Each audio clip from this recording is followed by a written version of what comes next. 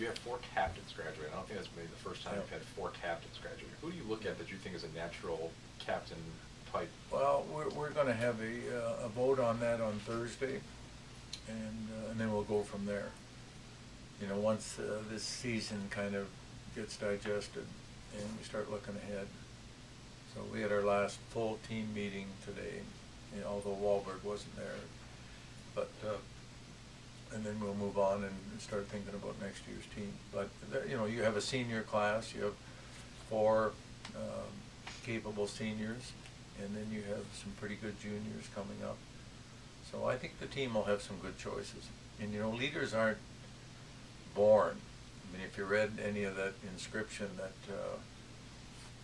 Lombardi had on the street on Green Bay, if you walk along there, and he talked about leader, one of his things, and I've said this all along, leaders aren't born, they're made.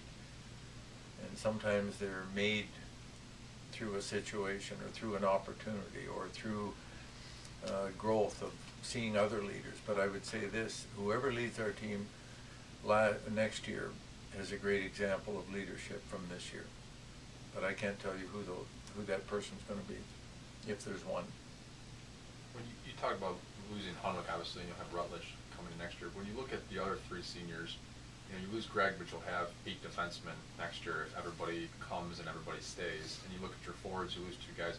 What will you lose, and do you have the people in that locker room to fill those voids? We'll lose the intangibles of real 4 senior captains, as you mentioned, and what they bring. I mean, the Luke Glendening work ethic that was as good as it gets, and pattern on defense, that force on defense, and then Hunwick in goal, and then Wahlberg. You know, it was a pretty good player up front, being a frontline centerman.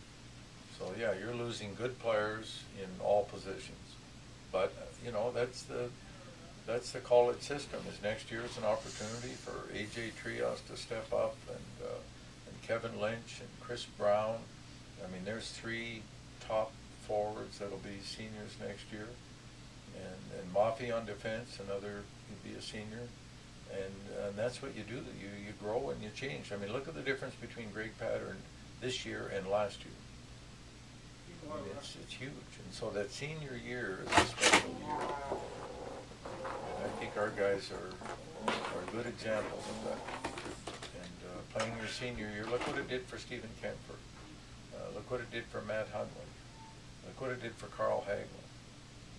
I mean, these guys are good examples of doing the right thing and how they grew in their senior year in that leadership role.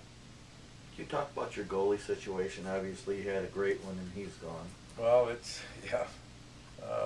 You know, we're not going to have the goalkeeping that we had this year, and I mean, it's been as good as it gets, and good for Sean Hunwick. But that just shows you how little I know about goalkeeping, because I would have never dreamt that Sean Hunwick was going to be a consideration for Hobie Baker in his senior year. And nothing against the kid. I mean, we recruited him to be a 3rd goalie, and that was it. And look where he is now. So our goalkeeping situation next year, Rutledge will come in and have a shot. It should be our starter. And then after that, it's going to be open. There's a rumor about playing Cornell at Madison Square Garden. Yeah, still I think I hope it becomes more than a rumor. But it hasn't been, nothing's been finalized or announced. But you're on to something. Would that be a September or October game of preseason? It wouldn't be stuck somewhere in the middle of the year? No, I think I'm not sure when it is, or when it will be, what the dates are talking about.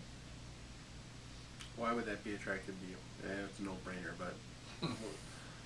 Well, I think it's a good chance for Michigan to spread our footprint a little more into another major league arena, and look at all the Michigan graduates in New York, and we were asked also to play in a game like, would we be interested? Absolutely. What's your future like? This is your last year of a 3-year contract. Are you going to sign another?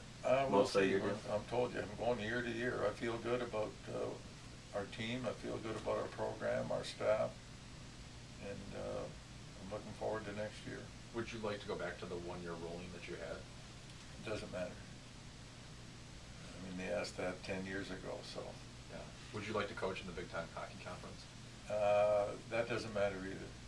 Really? I mean, I just want to do what's best for our program. That's number one. If I'm here, I mean, it's not something that I'm going to take to my grave and say, boy, I'm glad I coached in the Big Ten.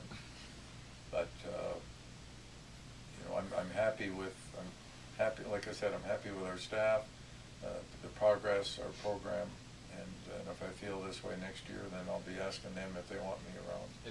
It's not your call though, I mean. Well, you I can't think just- it's a two-way street. I mean, I'm not the athletic director.